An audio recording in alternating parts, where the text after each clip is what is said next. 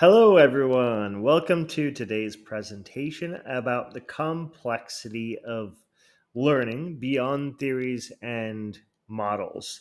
So, this is a presentation that I just gave last night at a Toastmasters meeting, and I wanted to make it available to all of you who missed it last night. So, let's get it straight into it. So, education is not preparation for life, education is life itself. Now, I discovered John Dewey back in 2021 when I started taking my master's of education, and I just finished in June 2023. And when I discovered this guy, I just wanted to delve deeply into learning theories and the philosophy of education because that's what this guy talks about.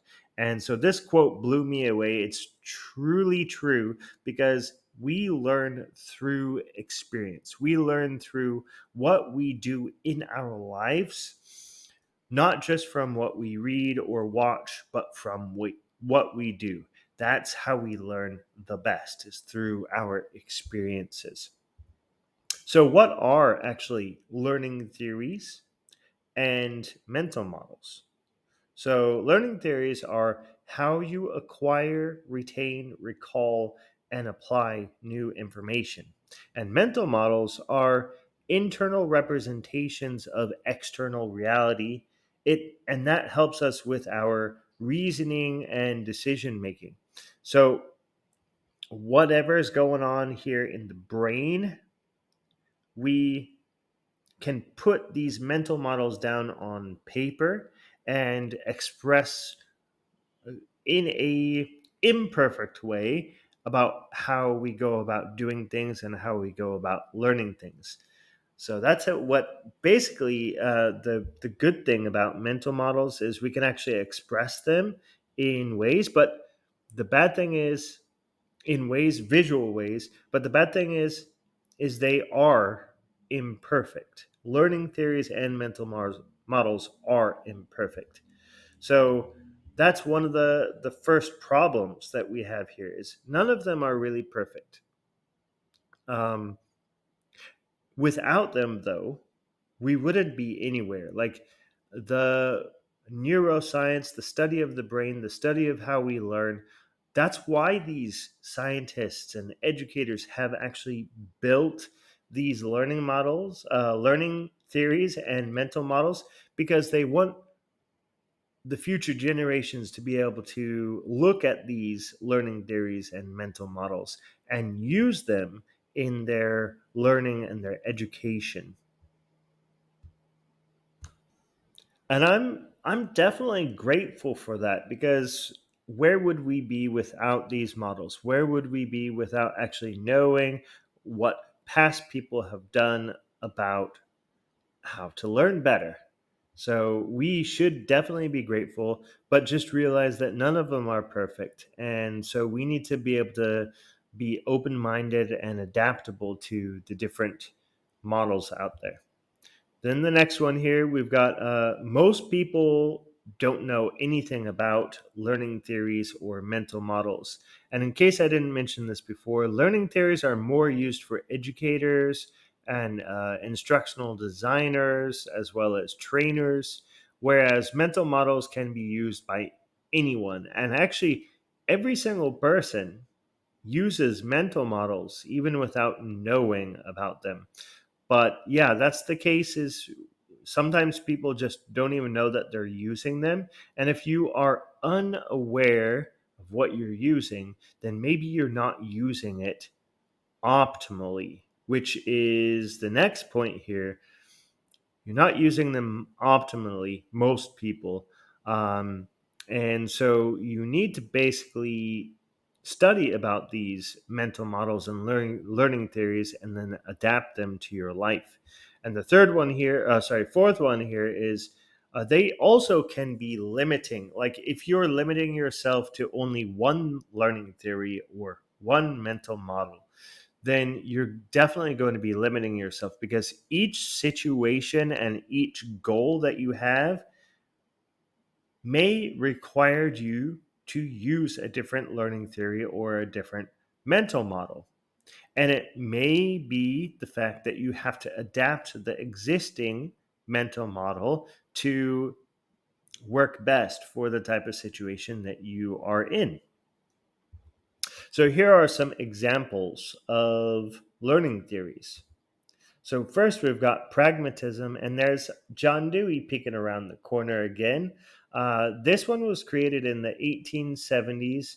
John Dewey was not the original founder. Charles Sanders Peirce was the original creator of the pragmatism theory, but John Dewey was really the one that kind of popularized it in the 20th century, and it is still used today. Educators are using this, and like if you look at the traditional school system, I was really surprised when I first found out that this was created way back in the late 1800s, because if you look at how schools were run back then and in the 50s and the 80s and now, even still now, people are still sitting in rows, desks. They're being told what to do and told to be quiet and listen. And of course, in order to learn, you must listen and be focused. But the whole sole purpose of pragmatism is to use the world as your learning tool, to get your hands on.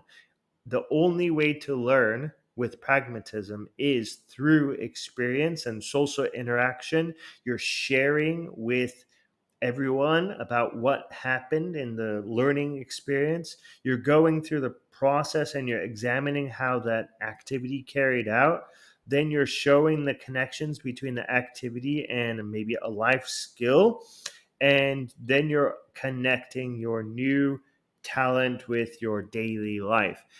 Pragmatism is quite awesome in that way because it is realistic, it is practical, and it tries to use real learning life experiences to better learn about the topics and then connect those together. The second one we've got here is Andragogy, which is adult learning theory. And this one was formed in 1968 by Malcolm Knowles. And here, this one, adults must be ready to learn in order to learn at their optimal best. They also must know a little bit about that thing. That way they can scaffold and build upon that skill or knowledge set. And then, of course, they have to have the motivation to learn. Everyone has to have the motivation to learn. Kids, adults. If you don't have the motivation to learn, then it's not going to be motivating. You're not going to be trying your best, and therefore you won't be learning optimally. And then you must have the reason and the purpose to learn. Without that reason and purpose, then you won't be motivated. So it kind of goes around in this circle here. You won't be motivated to learn if you don't have a purpose or reason to learn that thing.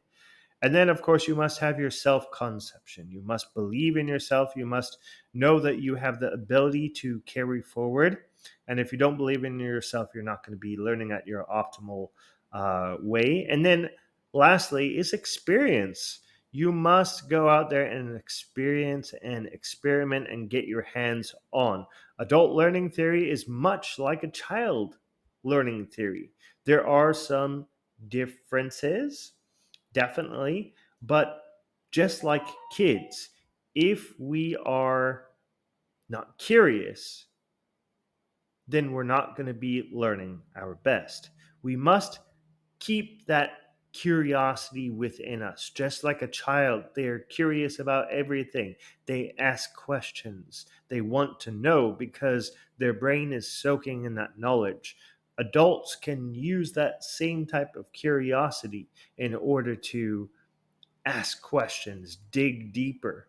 And it doesn't matter what age you are. If you're curious, you will continue to grow. If you're not curious, you will stagnate. All right, so now let's go on to the next theory here. This is connectivism, and it's a fairly recent one. founded in 2005 by George Simmons. And this diagram looks a bit confusing because there's a whole lot of loops and circles and arrows and all that stuff. But it's like a visual representation of our learning theories. We got planning and forethought, which goes into the cognitive processing.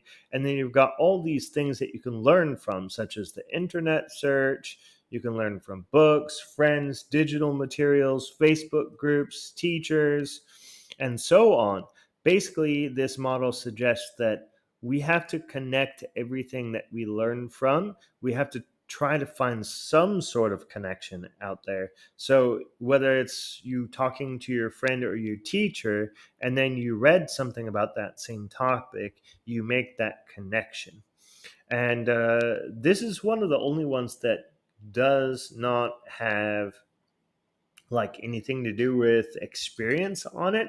If you look at every single other loop or learning theory, it has something to do with experience. But this one, it does have the evaluating and the planning and the cognitive processing. So now let's talk about some examples of mental models.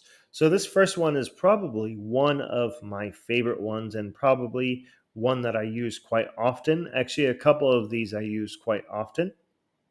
So let's take a look at this first one. It's The Learning Loop, 1970s by Chris Argyris.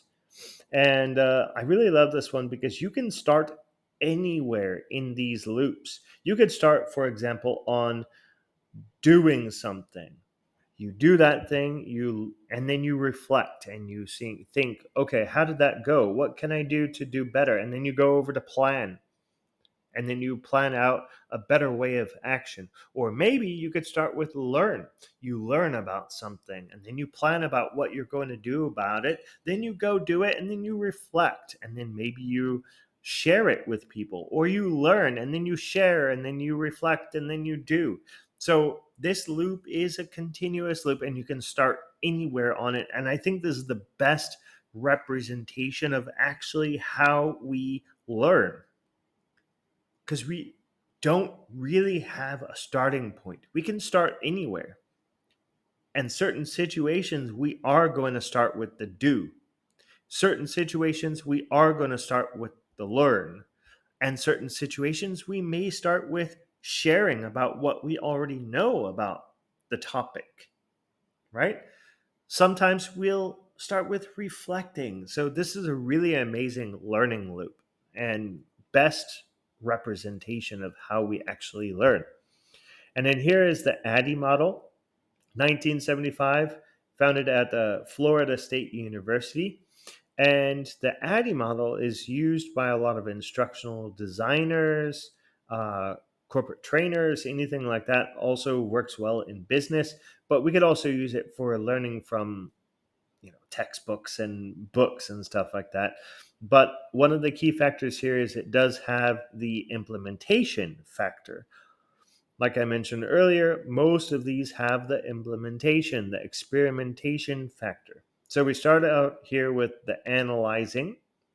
Then we go over to the like analyzing a problem or a situation that we might want to try and solve. Then we go over to the planning stage where we're designing on paper or on the computer, and we develop whatever we've designed. Then we go out and experiment with it, and then we evaluate how it went for us and adjust. And we can continually go around this cycle to improve upon what we've already created. And in here, one of the famous guys, I really love this guy, Richard Feynman. And he has this famous learning loop, the Feynman learning technique. He created it sometime between the 1950s until around his death in 1988 while he was doing university lectures. So he probably did this a little bit naturally. He probably took his own process because, if you saw the film or read his any of his biographies or autobiographies, um, you knew that in the Oppenheimer film, he showed up in there and he was a young guy in the 40s, and he was on that Manhattan Project. And so he had lots of great physics skills, and he was able to use his mind and simplify concepts to make his students understand and even himself understand. So I also use this one a lot too, especially like when I'm creating YouTube videos or when I'm teaching my classes. So I'll pick a topic that I want to learn, or maybe if it's in the case of teaching something, I'll pick a topic that I have to teach, and then I'll learn deeply about that topic.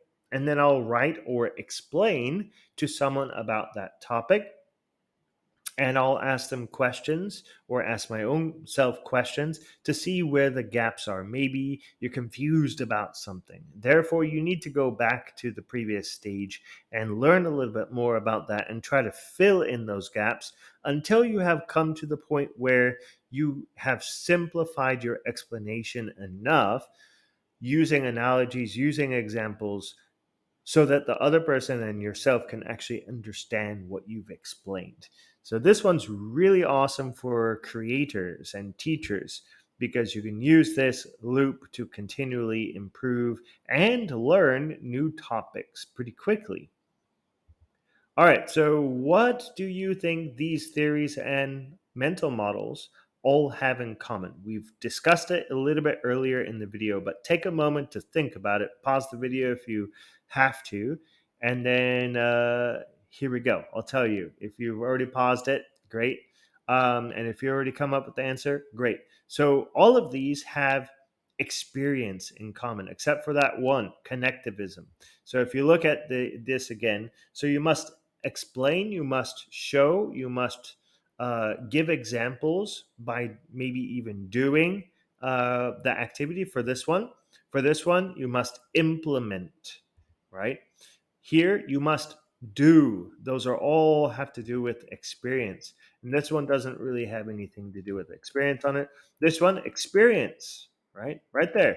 And then this one also experience and apply your knowledge. Okay, so all of the learning theories and mental models that I've shown today all have something in common, which is experience and experimentation, and even reflection in some of them have repeated. So there are hundreds of models out there, hundreds and hundreds, and you probably use them every day, even if you don't know that you're using them. So, how can we use them optimally? What's the solution to these imperfect models of what's actually going on in our mind? Well, unfortunately, there's no solid solution because our mind is ever like evolving, and we are trying our best to understand our mind the best way we can. Our neuroscientists out there, our educators, our trainers, all of these people are trying to figure out how we best learn. And we're creating all these mental models for people to use. So go out and use those mental models and see which ones work the best. But I do have some suggestions for you. Okay, so first of all, think we all have different goals in life. And the goals that you have can help you narrow down what sort of mental models and learning theories might work best for those specific goals. The second one I have here is varied context. So we all work in different environments. We are all doing different things. Therefore, different learning models and learning theories and mental models will work better in different situations, in different contexts. So try to find one that works best for your specific context. And then also, like I said, one of the problems earlier is we might get limited by only sticking with one.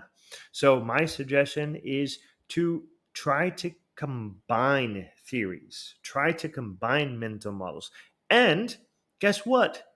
No one says that you cannot change those models. The models are there for you. They're not solid. You can change them. No one ever said you couldn't change them. So why not try to adapt and maybe even create your own mental model if you want to? Write it down on paper, share it with other people, help other people to grow as well. So combine these theories and mental models, and that will help you to grow even more. And then, of course, we each need to have our personalized learning. If you're in a group situation, it's a bit harder because, well, if you have your instructor is going to be teaching in a particular way to everyone. And that's not necessarily personalized learning. So, personalized learning, you're going to be learning the way that you want to, and hopefully make that the optimized way. And then using mental models and learning theories to help you along. And then, of course, diverse learners. So in a classroom of 25 kids, there are tons of people who will learn different ways. And of course, our external factors, our external experiences, they shape us in ways that um, affects learning. So teachers need to be aware, and also individuals need to be aware of their own, I hate to say learning style, because your learning style can change over time. Our brain is very malleable. Just like mental models are very malleable, we can shape them and we can help them to grow. So, these are all of the suggestions that I have for learning theories and mental models. And I really do hope that all of the suggestions today have helped you quite a bit. So here we have a reflection question. So, which learning theory and or mental model do you believe would be the most beneficial for your personal and professional development? Why do you think so? So think about that question, maybe write down your answer. And then also, I recommend doing research on your own too, because I just provided three learning theories and I provided three mental models. Like I said, there are tons out there that you can learn from and grow from. All right. So that ends our session. Thank you so much for watching it here on YouTube. Please do share it with a friend. Please do subscribe to the channel, and I will see you in the next video. Bye bye.